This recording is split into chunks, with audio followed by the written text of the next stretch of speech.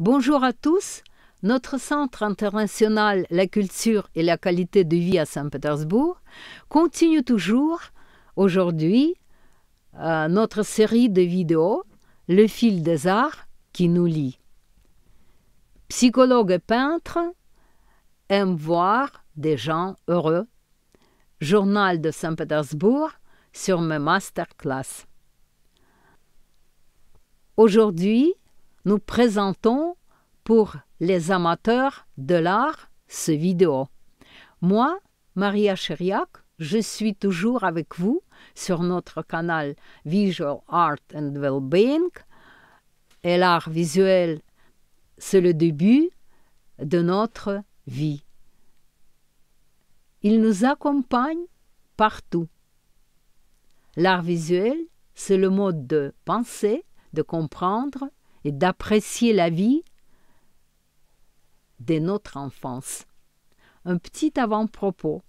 2 mots sur ma traduction en 2001 d'un grand livre sur l'histoire de l'art dans le monde, Le temps des musées, de Germain Bazin, le conservateur du Louvre.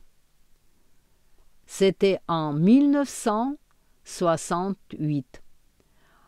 En quelque sorte, c'était une encyclopédie de l'art de ses origines jusqu'à nos jours.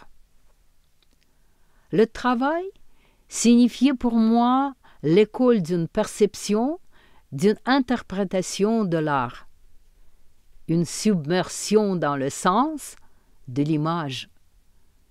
Cela m'intéressait toujours, le sens psychologique profond inspiré par le peintre. C'était pour cela que j'ai obtenu un autre enseignement psychologique à l'Université de Saint-Pétersbourg. C'était mon diplôme, voir à YouTube, deviner la version originale sur l'exemple de la peinture russe et française. Vous avez ici 6 photos. C'est très compliqué, je vous dis, de distinguer tout de suite la version originale et le miroir. Tout le monde travaillait avec enthousiasme. C'était la technique de voir, de percevoir, de retenir les détails, de comprendre le sujet et le sens. J'ai présenté plus tard l'analyse comparative de 2 tableaux de genre du peintre russe Boris Kustodiev, La marchandise au thé, et français Édouard Manet, Bar à Folies Bergère, au concours la Fédération de Russie, Psyché d'or à Saint-Pétersbourg. J'ai emporté une lauréate du concours Psyché d'or pour ce masterclass en russe. J'avais déjà démontré ce masterclass en français à l'Institut français à Saint-Pétersbourg, où on m'a délivré le certificat avec l'anniversaire de Marc Chagall et conversation de Henri Matisse, juste avant le Noël. Ici, moi, avec le consul général de France à Saint-Pétersbourg, monsieur Thibaut Fourrière, qui m'avait aidé beaucoup avec mes études. J'ai créé 10 méthodes dans ma thèse pour étudier la perception des relations interpersonnelles dans la peinture, y compris la compréhension empathique du sens et la submersion dans la situation. Vous avez devant vous le 12 tableaux faisant partie de ma thèse. Un an après, j'ai obtenu le certificat à la Sorbonne, à l'Université Paris-Descartes, pour mon étude qui est devant vous, le titre, après le groupe de l'expérimentation que vous avez, et après, faites attention à la différence du niveau de l'imagination chez des éprouvés naïfs et des amateurs de l'art. Je vous donne aussi des aspects de psychologie positive pour pénétrer dans le sens. On peut tout étudier ensemble au cours de notre masterclass pour faire comprendre comment peut-on arranger de relations positives avec un ami très proche ou bien avec votre bien-aimé, soit avec la génération des parents, soit avec un leader et des collègues, et devenir une forte personnalité. On va faire envisager la peinture pour savoir répondre à une très importante question. Who is who dans notre vie? La première personne qui a compris l'idée de mon étude et l'a soulagée était le professeur de l'université à Claremont des États-Unis. C'est M. Mihaly Csikszentmihalyi, leader de la psychologie positive dans le monde. Il a dit « superbe avancée ».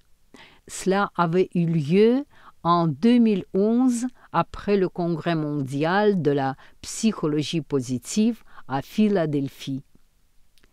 Voilà ma case à départ, ma connaissance avec un grand psychologue contemporain, l'auteur du célèbre Flow. Il y a 2 mois, il est parti. Merci beaucoup, Monsieur Csikszentmihalyi, pour votre humeur positive, votre sagesse, votre générosité, pour votre psychologie de co-souffrance optimale. C'était vraiment une école de psychologie positive et de la langue anglaise au cours de 10 congrès mondiaux et européens, soit avec posters, soit avec mes messages, les derniers congrès avant CV.